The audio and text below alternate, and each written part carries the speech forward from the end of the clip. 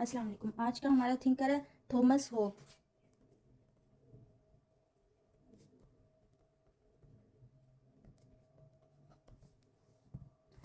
अच्छा, इससे पहले ना Thomas Hobbes, John lock,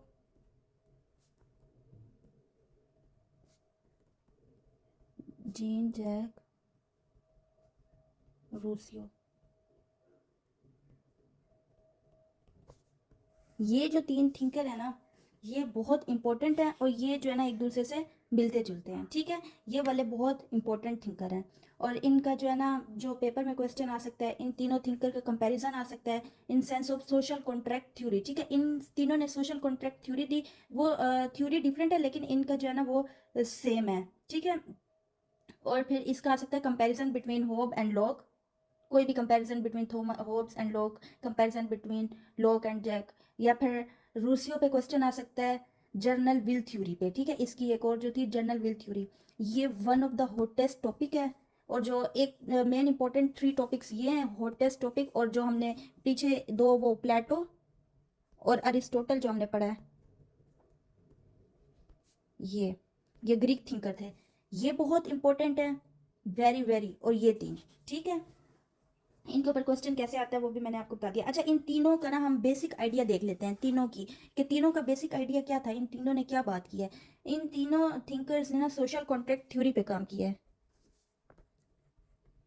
social contract theory, social contract theory पे काम किया है। सोशल मतलब ह्यूमन इंटरेक्शन, पीपल। ठीक है, जैसे तो आपको पता है ह्यूमन की इंटरेक्शन, लोग। और कॉन्ट्रैक्ट मतलब एग्रीमेंट, एग्रीमेंट एक करना लोगों के दरमियान। ठीक है, एग्रीमेंट अमंग द पीपल। इन तीनों का जो कॉमन व्यू है वो ये है कि state was created after a contract took place among the people, कि स्टेट बनाई जाएगी जब वो लोगों और स्टेट के दरमियान एक कॉन्ट्रैक्ट होगा। वो अब क्या है वो अभी हम आगे पढ़ते हैं। अब जो मेन डिफरेंस है इन तीनों जो थ्योरी है वो ये है कि जो कॉन्ट्रैक्ट है ना उनकी डिफरेंट रीज़न है, वो इन उनकी रीज़न सेम नहीं है, उनकी टर्म कंडीशन एग्रीमेंट वो सब डिफरेंट है। बस इन्होंने सेम क्या दिया था, एक contract theory, social contract theory वो सेम थी, बट उनके टर्म कंडीशन और एग्रीमेंट वो क्या है, डिफरेंट है। अब आज हम सबसे पहले पढ़ते हैं थॉमस हो, इसकी बायोग्राफी देख लेते हैं हम। 1588 से 1679 में इसकी बर्थ डेट और डेथ डेट, ये जो बायोग्राफी है ये एमसीक्यूज के लिए हम देख रहे हैं। Hobbes was born in England at that time when there was anarchy in England। ठीक है, उस टाइम पे अनार्की थी, और अनार्की किस वजह से क्रिएट हुई थी, by the fear of civil war and Spanish invention. ठीक है, सिविल वार और स्पेनिश इन्वेंशन की वजह से हुई थी।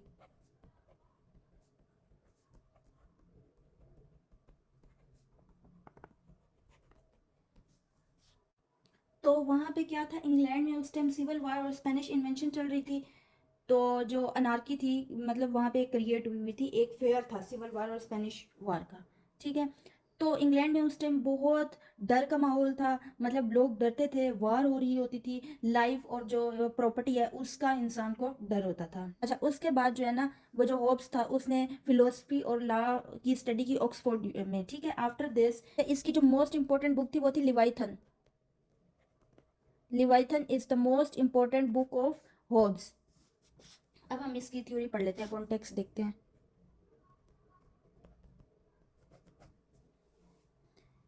वाई ही गेव थ्योरी, जैसे कि हमने पहले बात किया, उस टाइम पे फेयर था और अनार्की थी, कोई भी जो है गवर्नमेंट मतलब ग्रुप था, कोई भी लीडर नहीं था, कोई भी गवर्नमेंट इस तरह से नहीं थी, अनार्की थी वहाँ पे इंग्लैंड में। फेयर था किस वजह से, सिविल वार की वजह से।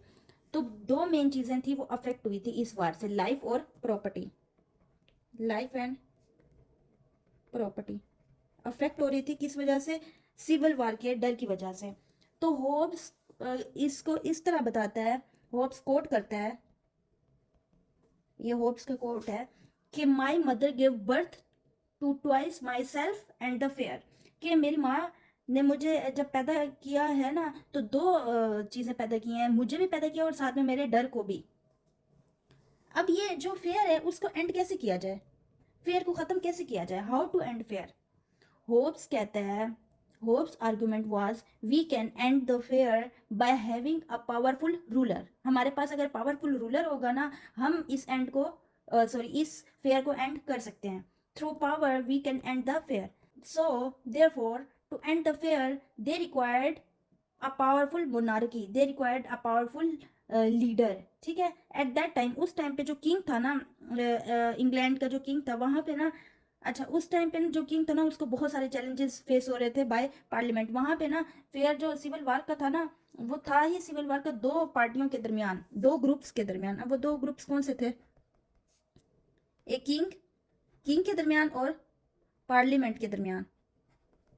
ठीक है, फेयर था। इसमें जो है ना वो रॉयलिस्ट लोग थे, और यहाँ पे जो थे ना रिपब्लिकन थे। तो इन दोनों के दरमियान सिविल वार हो रही थी, और इन दोनों में जो है ना वो वार चल रही थी। इस वजह से एक फेयर का माहौल था। और फिर जो है ना उस पे जो होब्स है वो कहता है, वो सपोर्ट करता था किंग को। क्यों? Because a powerful strong king is needed to end the fear in the state. जो रॉयलिस्ट पीपल थे वो सपोर्ट करते थे इसको। क्यों? बिकॉज ऑफ डिवाइन राइट्स, कि king is the shadow of God on the earth. ठीक है, इस वजह से तो होब्स जो है वो भी यही चाहता था कि किंग को पावर दी जाए। इस वजह से वो, अच्छा क्योंकि होब्स क्यों चाहता था? होब्स जो है ना वो साइंस, रेशनैलिटी, विजडम, इनलाइटमेंट, इस पे बिलीव करता था। वो, उसकी सोच ऐसी थी, तो इस वजह से वो किंग को वो करता था, किंग को सपोर्ट करता था, इसको नहीं, रिपब्लिकन को नहीं सपोर्ट करता था। सो Hobbes, in order to justify the power of king, he have to produce a theory called social contract theory.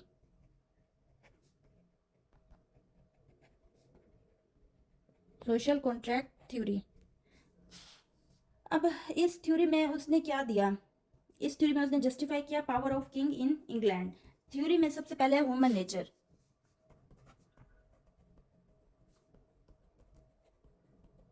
अच्छा, इन शॉर्ट मैं आपको बताती हूँ। जो वो था, होब्स था, वो चाहता था कि सारी पावर किंग के पास चली जाए। और अच्छा जी, पहले है human nature.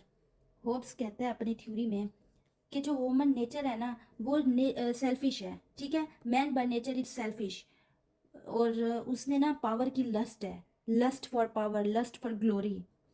In other hand he has a negative view of human nature. वो ना ह्यूमन नेचर के ऊपर वो नेगेटिव व्यू रखता था। वो कहते हैं कि ह्यूमन जो है वो, उसकी नेचर ही यही है कि वो पावर के लिए उसको लस्ट, पावर की लस्ट है उसको, वो सेल्फिश है। ठीक है, फिर अच्छा नेक्स्ट है स्टेट ऑफ नेचर। होब्स कहता है the state of nature was like war of all against all, war of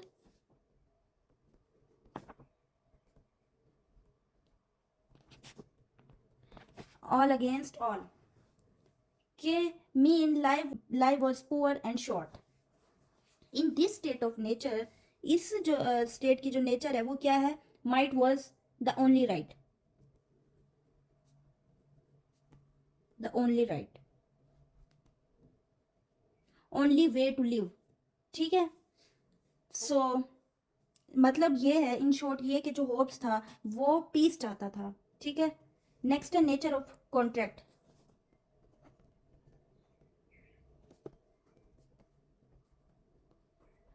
अच्छा, अब पीस तो चाहिए, पीस के लिए करना क्या होगा? तो इसलिए होब्स कॉन्ट्रैक्ट कॉन्ट्रैक्ट करता है among themselves to from a civil society. ठीक है, वो एक कॉन्ट्रैक्ट करता है। According to Hobbes, the people said we agreed to surrender all the rights to this man, to this assembly of man who shall governor. मतलब वो कहता है, उसने एक कॉन्ट्रैक्ट रखा कि जो सब लोग हैं, हम पीपल हैं, पीपल सरेंडर करते हैं खुद को, हमारे तमाम राइट्स को, किसके पे? किंग पे। कि किंग हमें देखेगा, किंग सब कुछ करेगा, हम अपने सारे राइट्स सरेंडर करते हैं किंग पे, बदले में हमें पीस चाहिए। उसका मेन जो है ना वो यही है। बहुत छोटी सी इसकी थ्योरी है। इन शॉर्ट आपको मैं बताती हूँ उसका मेन मकसद क्या था। वहाँ पे सिविल वॉर चल रही थी, जो है वो हर तरफ डर का माहौल था। वो उस डर को ख़त्म करने के लिए कॉन्ट्रैक्ट बनाया कि हम अपने सब राइट्स, अपने सब, कॉन्ट्रैक्ट है एक, या हम अपना सब कुछ किंग को पे वो कर देते हैं। ठीक है, बदले में किंग हमें क्या देगा? Peace. We agree to surrender all their rights to this man. ठीक है, बस यही था। इसकी फीचर्स देख लेते हैं, फीचर ऑफ दिस कॉन्ट्रैक्ट। इस कॉन्ट्रैक्ट के 4 जो है वो एलिमेंट्स हैं। क्या है? टेरिटरी, ठीक है, रहने की जो जगह, जाहिर बात है वहां पे जो था यही था ना, दो चीजों का डर था, लाइफ और प्लेस का। ठीक है, तो टेरिटरी कहता है पॉपुलेशन, मतलब जो लोग हैं वो सरेंडर कर देंगे गवर्नमेंट को। और चौथा पॉइंट क्या था, सोवेरेनिटी, के सारी पावर दे देंगे किंग को, रूलर को। तो रूलर ने ये डिमांड, क्या रूलर ने ये डिमांड की है कॉन्ट्रैक्ट? एक क्वेश्चन कर रही हूँ। No, ruler did not demand the contract, people contract and give it unconditional contract, ऐसा कॉन्ट्रैक्ट के बस सब कुछ। अच्छा, अब एक और क्वेश्चन का जवाब दें। Can this contract be reverse? Reverse हो सकता है? No, this contract is not reversible, we can't take this power, we have submit all the powers to king. अब किंग को बदले में हमें पीस दे और फिर हम कोई भी पावर किंग से नहीं लेंगे। अच्छा, अब आप मुझे ये बताएं, is the theory of power politics या democracy? It is the theory of power politics. ठीक है, आज का इतना था। अब फिर हम कल पढ़ेंगे ये जॉन लॉक को।